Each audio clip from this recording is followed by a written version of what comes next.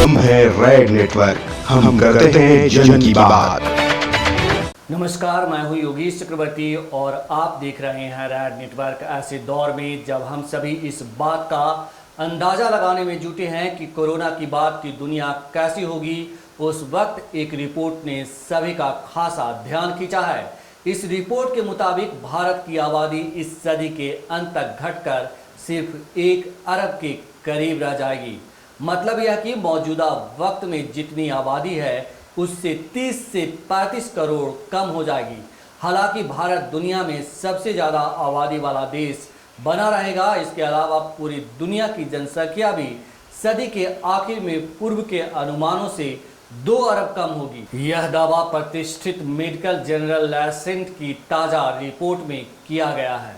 Report के मुताबिक भारत की जनसंख्या वृद्धि दर में साल 2047 के बाद से कमी आएगी और आप यदि अपने उच्चतम स्तर पर पहुंच जाएगी, उस वक्त देश की जनसंख्या करीब 1.17 अरब होगी। इस रिपोर्ट में बताया गया है कि देश की जनसंख्या वृद्धि दर साल 2010 से लेकर साल 2019 तक औसतन 1.2% रही है। इस रफ्तार से भारत साल 2027 तक चीन को पछाड़कर दुनिया का सबसे ज़्यादा जनसंख्या वाला देश बन जाएगा।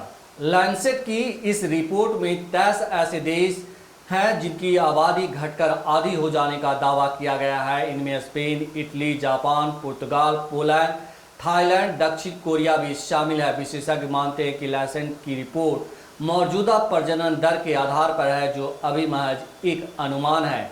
ऐसा दावा है कि देश के ज़्यादातर हिस्सों में प्रजनन दर में तेज गिरावट दर्ज की गई है। इसके पीछे प्रमुख वजह लोगों में जागरूकता माना जा रहा है।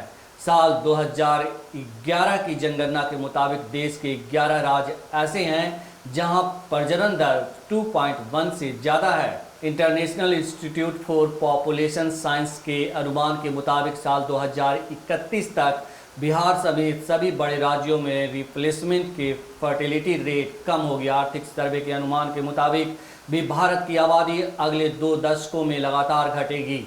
इसके साल 2021-31 के दौरान 1%, जबकि साल 2031 से 34 के दौरान 0.5% सालाना तक घटने की संभावना है। ऐसा अनुमान है कि राज्य में साल 2021 तक प्रजनन दर रिप्लेसमेंट लेवल से कम होगी। लैंसेट की रिपोर्ट के मुताबिक मौजूदा वक्त में दुनिया की आबादी करीब 7.8 अरब है, जो साल 2100 में करीब 8.8 अरब हो जाएगी। हालांकि संयुक्त राष्ट्र की 2019 की रिपोर्ट में अनुमान लगाया गया है साल 21 तक दुनिया की आबादी करीब 10.9 अरब हो जाएगी। दोनों की रिपोर्ट में फ़र्क इसलिए है कि क्योंकि संयुक्त राष्ट्र का अनुमान पिछले 10 सालों की जनगणना के आधार पर है, जबकि लैंसेट की रिपोर्ट में प्रजनन दर में गिरावट के ताज़ा आंकड़ों को शामिल किया गया है।